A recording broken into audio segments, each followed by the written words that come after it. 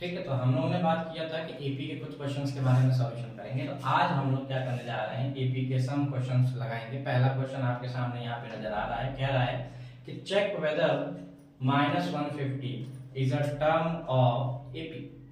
कह रहा है कि ये चेक करना है कि -150 जो टर्म है ये एपी का टर्म है कि नहीं। जो हमारे पास -150 एक्चुअली क्या है, ये लास्ट टर्म।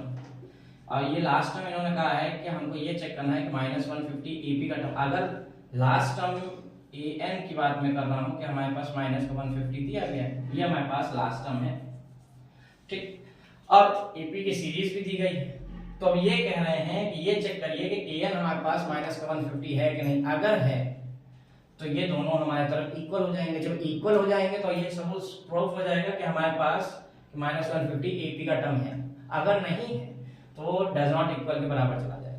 ठीक, कैसे देखिए, ए की वैल्यू हमको पता है, ए हमारे पास 11 दिया है। कॉमन डिफरेंस हम जानते हैं निकालना, कैसे निकालना जानते हैं कि सेकंड टर्म फर्स्ट टर्म को माइनस करेगा, मतलब 8 माइनस का 11 which is equal to -3। Common difference 3 निकालना है। नंबर ऑफ टर्म्स हमको पता नहीं है, तो पता नहीं है तो हमको पता करने मतलब n पता नहीं है, हम लोग को n पता करना है। पता करने के बाद ये बताना है कि ये टर्म एपी का है या नहीं। ठीक, तो क्या करना है, हमें लिखना है an is equal to a plus n minus 1 into d। an already हमको दिया हुआ है, -150 गिवन है which is equal to a क्या है हमारे पास 11 है, प्लस n minus 1 हमको पता नहीं है, डिफरेंस -3 का जा रहा है।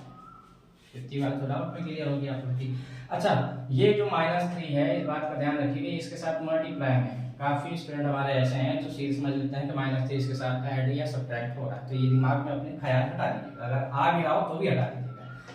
ठीक, अब क्या करना है कि -11 को जब मैं इधर लेके जाऊंगा तो ये हमारे पास हो जाएगा -150 और -11 which is equal to n -1 multiply by -3। कोई दिक्कत नहीं। ठीक, इसके आगे सॉल्यूशन तो हम देखते हैं। सॉल्यूशन में क्या है देखिए, थोड़ा सा इसको हम हटा रहे हैं। कॉमन डिफरेंस के बारे में हमको पता है कि डी यहाँ पे कैसा है, डी हमारे पास -3 है। ठीक, यहाँ से आगे इक्वल करते हैं, जैसे लेके चलेंगे तो हमारे पास हो जाएगा -161 माइनस में इज इक्वल टू n -1। ठीक, ब्रैकेट में है -3। ठीक है, अब ये देखिए ये दोनों माइनस आपस में जब कैंसिल आउट होंगे तो प्लस का वैल्यू हो जाएगा, और 161 और मैं 3 डिनोमिनेटर में लेके जाऊंगा तो n -1 के बराबर। अच्छा, 3 की एक खासियत ये है कि हमको डिविजिबिलिटी पता होनी चाहिए अगर हम किसी भी नंबर को डिवाइड कर रहे हैं। डिविजिबिलिटी चेक करने का तरीका क्या है, 3 की डिविजिबिलिटी चेक करने का तरीका क्या है कि हमारे पास सम ऑफ नंबर, अगर मैं नंबर का सम करता हूँ और वो 3 से डिवाइड हो जाता है तो वो उसकी डिविजिबिलिटी का पार्ट है।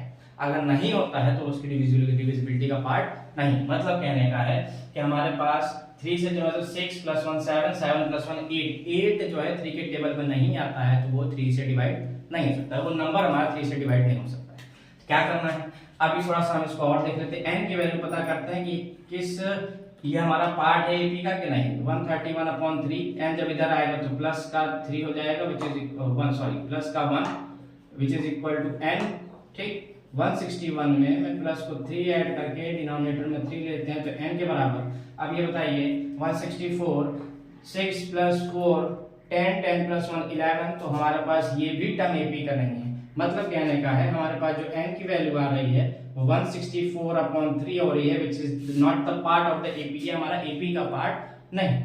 ठीक, बस इसी बात को उसने कहा था कि check whether -150 is term of AP. ये -150 एपी का टर्म, ये जो सीरीज हमारे पास जा रही है इसका पार्ट है या नहीं है। अगर नहीं था तो हमारे पास यहाँ पे देखिए n की वैल्यू कभी भी हमारे पास फ्रैक्शन के फॉर्म में नहीं रिप्रेजेंट की जाती है। n की वैल्यू नॉर्मल नंबर्स में रिप्रेजेंट की जाती है, जैसे 1 2 3 4 5। ठीक, तो वो पार्ट हमारे पास यहाँ पे इसका नहीं। तो n इसकी वैल्यू 164/3 के बराबर जा रही है कि जो कि हमारा एपी का पार्ट नहीं। ठीक, नेक्स्ट क्वेश्चन पे हम थोड़ा मूव ऑन करेंगे। ये तो क्वेश्चन था कि हमको ये चेक करना था कि एपी है कि नहीं। अच्छा, क्वेश्चन में हमको फर्स्ट टर्म ना दिया हो, कॉमन डिफरेंस ना दिया हो, तो भी हमसे कहता है कि आप फर्स्ट टर्म और कॉमन डिफरेंस निकाल के हमको बताइए कि एपी है कि नहीं। कैसे करेंगे, सबसे बढ़िया क्वेश्चन है, इसको हमको दिमाग में कैसे रखना है कि कैसे सॉल्व किया जाए इसको। देखिए मैं बताता हूँ आपको बहुत इजी तरीके से। आप लोग ने ध्यान किया होगा नाइन्थ में पढ़ा होगा, एक हमारे पास एलिमिनेशन मेथड होता है, एक हमारे पास एलिमिनेशन मेथड होता है और एक हमारे पास सब्स्टिट्यूशन मेथड होता है। दो मेथड होते हैं, अब होते तो तीन हैं लेकिन हम पढ़ते दो ही हैं, क्योंकि सीबीएसई का नाम के हिसाब से देखा जाए तो एक हटा दिया गया है। एक कौन सा हटा दिया है, वो है क्रॉस मल्टीप्लिकेशन, जो कि बहुत इजी था, लेकिन पता नहीं क्यों सीबीएसई वालों ने मुंह बना करके इसको कैंसिल कर दिया। यस सर, ये बहुत इजी था। ठीक है, अब क्या है कि हमारे पास ये तीनों मेथड तो हमारे आईसीएसई बोर्ड में है, लेकिन क्रॉस मल्टीप्लिकेशन मेथड को हटा दिया गया है। तो हमारे पास अब जो मैं आपको ये भी बताने जा रहा हूँ वो इन तीनों मेथड से लगाया जा सकता है। आपकी इच्छा हो तो आप उसको लगाइएगा, ना भी इच्छा हो तो भी लगाइएगा, क्योंकि क्वेश्चन बहुत इंटरेस्टिंग का पार्ट है। देखिए कैसे कह रहे हैं कि A4 और A11, हमारे पास कहते हैं कि A4 एंड A6, मतलब कि A4 एक फोर्थ टर्म है एपी का, fourth term and sixth term का एपी का जो सम बनता है, किसकी बात कर रहे हैं हम, सम, इन दोनों का जब सम बनाते हैं तो वो 24 के बराबर हो जाता है, ऐसा इन्होंने हमसे कहा। ठीक, और ये कह रहे हैं कि A3 एंड A5 एपी का जो सम है वो हमारे पास 8 के बराबर जाता है। ठीक है, हमें ये बस फर्स्ट टर्म कॉमन डिफरेंस के बारे में ही बताना है और किसी के बारे में नहीं बताना। तो देखिए क्या करना है, ये हो गया थर्ड टर्म और ये हो गया फिफ्थ टर्म। ठीक, ये हो गया फोर्थ टर्म, ये हो गया सिक्स्थ टर्म। क्या करना है, जब हमने बताया था आपको an की बात करता है तो a plus n minus 1 into D कराते हैं। ठीक, अभी n था तो n माइनस 1 हो गया, n की जगह पे 1 कर दें तो a प्लस फर्स्ट टर्म निकलेगा, n की जगह पे 2 कर देंगे तो a प्लस d आ जाएगा। ठीक ना, सेम एज इट इज हमारे पास a4 है, तो a4 का मतलब क्या हो जाएगा, a4 का मतलब हो जाएगा, हम इसको क्या लिखते हैं, a4 को लिख सकते हैं a प्लस 3d और a6 को लिख सकते हैं a प्लस 5d, लिख सकते हैं दोनों तरीके से। ठीक, अच्छा सम कहा था तो भैया इनमें ऐसे करते हैं, प्लस का सम लगा देते हैं। जब प्लस लगाएंगे कह रहा है कि इन दोनों का सम किसके बराबर था, 24 के बराबर, कोई परेशानी नहीं। ठीक, हमारे पास सम दिया था, हमने सम लगा दिया। अब हमसे कह रहा है कि a3 और a5, मतलब मैं कर दूं a प्लस 2d और इनका सम a प्लस 4d का सम किसके बराबर हो गया, 8 के बराबर। क्वेश्चन में इंटरेस्टिंग पार्ट ये है कि इनमें सभी वैल्यू प्लस की हैं, माइनस में कोई नहीं, तो हम इसको इवैल्यूएशन मेथड के जरिए भी सॉल्व कर सकते हैं भाई, और सब्स्टिट्यूशन मेथड के जरिए भी सॉल्व कर सकते हैं, और क्रॉस मल्टीप्लिकेशन मेथड के जरिए। अच्छा, सबसे इजीएस्ट मेथड जो जल्दी हो जाता है वो है हमारे पास एलिमिनेशन मेथड, क्योंकि हमको ज्यादा समय बर्बाद अपना नहीं करना है। देखिए क्या एक्चुअली में हम क्या करते हैं कि हमारे पास में इसको इक्वेशन को लेकर चलता हूं, तो ये बनता है a plus 3 plus 5, sorry a plus a2 हो गया 3 प्लस 5 8d, जो कि 24 के बराबर रहता है। ये इक्वेशन नंबर 1 हो जाती है।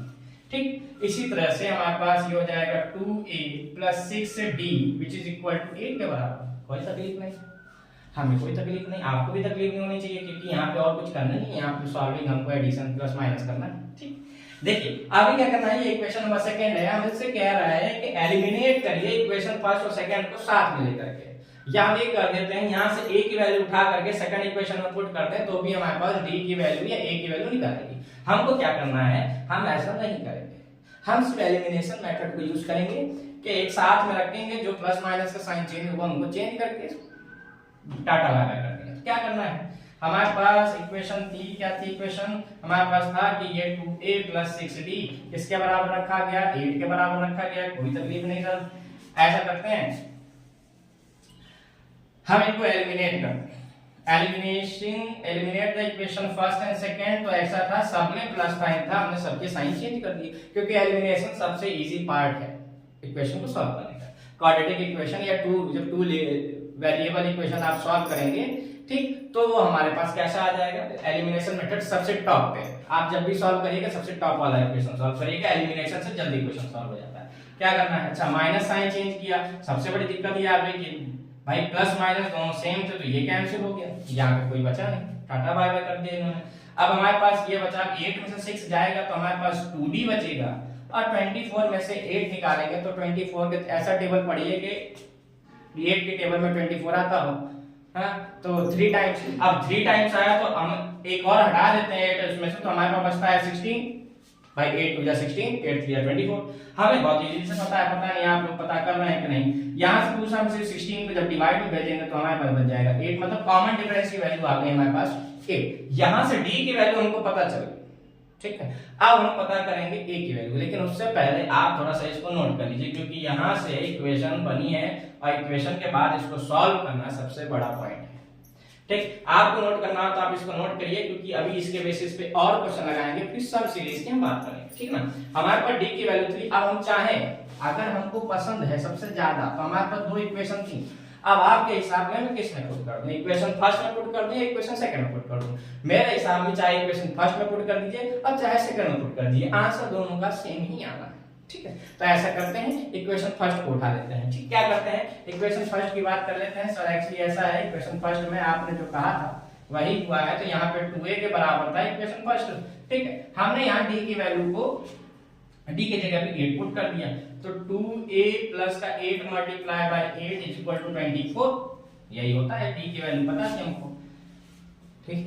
अब क्या किया जाए भाई, या 2a इज इक्वल टू हो गया, पहले चल ले लें साथ में फिर इक्वल करें, आप लोग तो कंफ्यूज कर देते हैं हमको, ठीक है। यहाँ पे जब 2a की बात कैलकुलेट करी गई तो 24 माइनस 64 हो गया। हमें पता है माइनस की प्लस की वैल्यू छोटी है, माइनस की वैल्यू बड़ी है, तो आंसर हमारा किस में रिप्रेजेंट होगा, माइनस के फॉर्म में रिप्रेजेंट होगा। आप लोग भी सीख लीजिएगा, तो ये हो जाएगा माइनस का 40।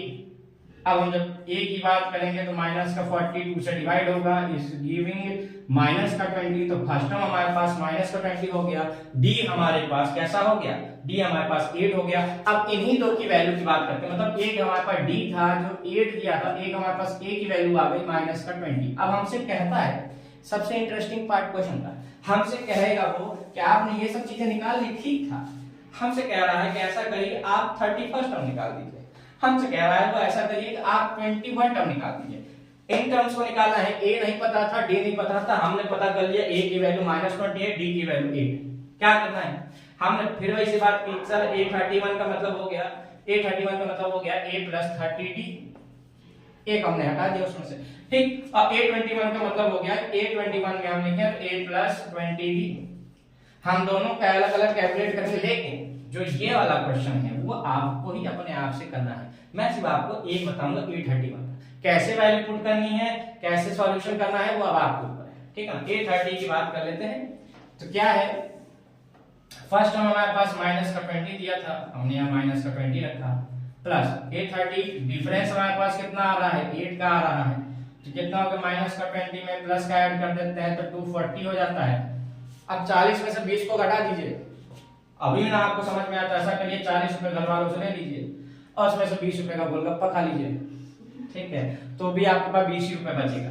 तो ये प्लस का हो जाएगा 220, तो हमारे पास a31 का जो टर्म है वो कितना है, 220, ठीक है ना। तो बस ये थोड़ा सा इजीएस्ट वे है जो आपको समझ में आता है। ये लेक्चर नंबर 3 का पार्ट है। आगे हम जो बात करने जा रहे हैं वो सम की सीरीज की बात करने जा रहे हैं।